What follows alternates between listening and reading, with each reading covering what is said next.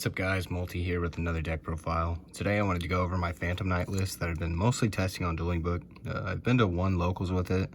It's been performing really well.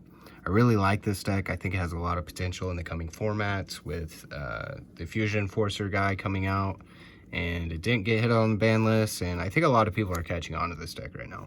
So let's get on into it. We play Triple Tour Guide, Triple Torrent Scales, Triple Boots, Double Cloak, and 1 Gloves and 1 Stingreaves. I've seen people try to cut this card. I think it's essential. There's a lot of times in your combo where like you might be missing a Phantom Knight, or maybe you have like a handful of Phantom Knights. Like just having an extra extender is really helpful. So now onto the hand traps. Play Triple Ash Blossom, Double Nib, and Triple Phantasme. This hand trap lineup was actually recommended by another YouTuber that plays Phantom Knights. His name is July TCG. If you haven't checked him out and you plan on playing this deck, his channel is mostly Phantom Knight content, so there's a lot of good information on this deck over there. So I definitely check it out. I think in one of his deck profiles, he said that Phantasme has been overperforming for him. I can definitely say the same thing. I've been seeing a lot of success with this card. Being able to get recycle bricks out of your hand, or you know, just have another body on field to clear an Apollousa, or just have another link material on field is really important. So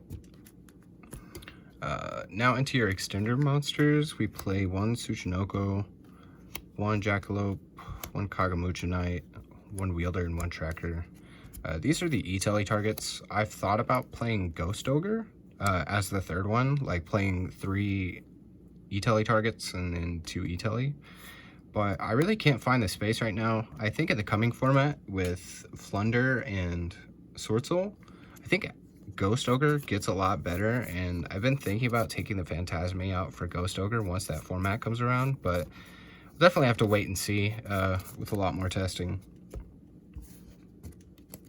And for the rest of the monsters, we play the 1 Seer and 1 Graph, and we play the Dragoon package as well.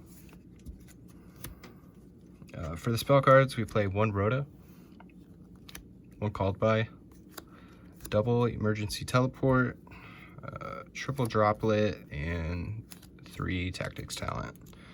I haven't seen a lot of people play this card right now.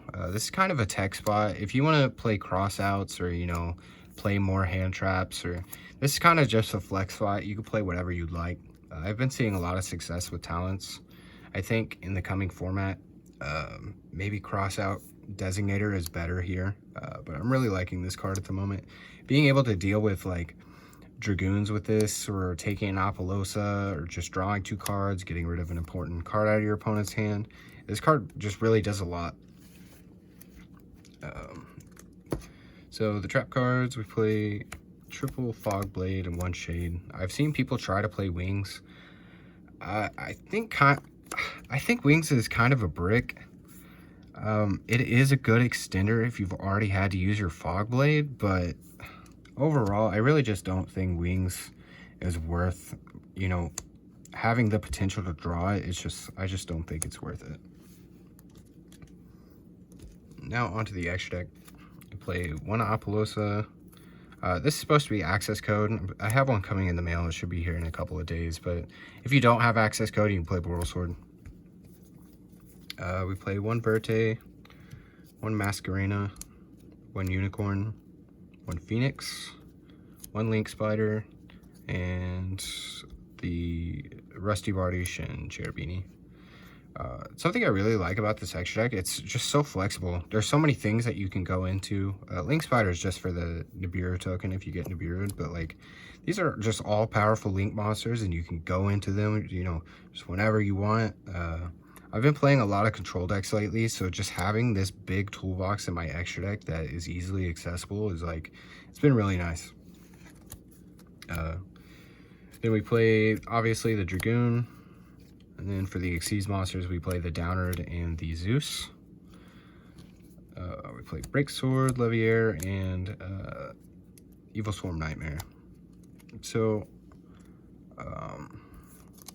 when you're just like fishbowling this deck and, you know, just playing around with it, you wouldn't think that these cards are needed, but in more simplified game states, you are going into this card a lot more. And like in the grind game, it comes up a lot more than you would think in actual like testing and gameplay. So I think originally when I built the deck, I ended up cutting the downer for something else, but I definitely think it's needed. Having the second activation on the Zeus is really good sometimes. For the side deck, we play triple Twin Twister, triple Lightning Storm, triple Dark Ruler No More, one Harpy's Feather Duster, red Reboot, the third Nibiru, and triple Lancia.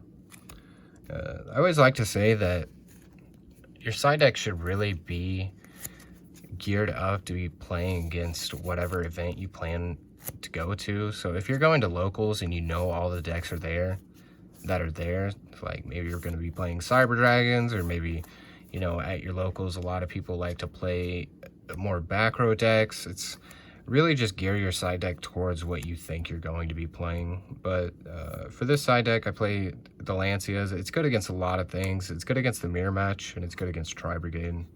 The third Nibiru, just for basically combo decks. We do play a lot of back row hate because this deck does struggle against back row decks, like the new Eldritch list that's running around. So like the Twin Twisters, the Reboots, and the Duster, this is obviously just for back row decks. And then for like Break My Board decks, playing this alongside with Droplet, almost guaranteeing that you open one in your starting hand going second, is really good.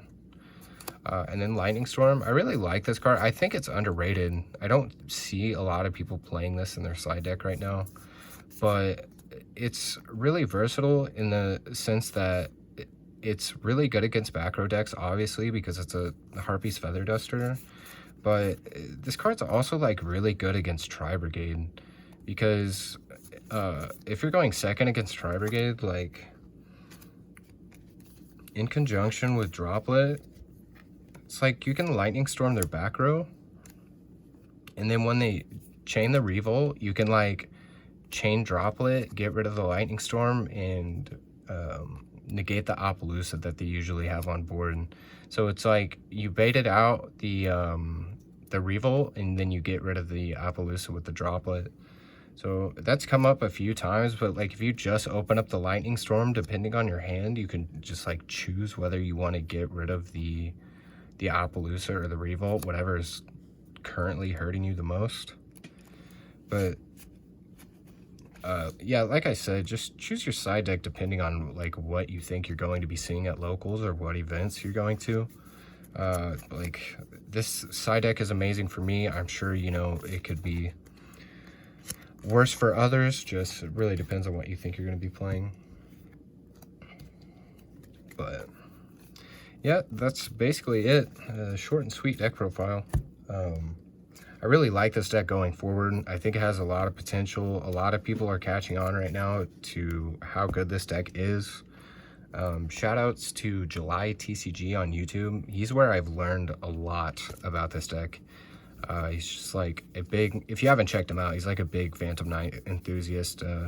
It's basically all the content on his channel is about Phantom Knights. He'll show you different combos you can do.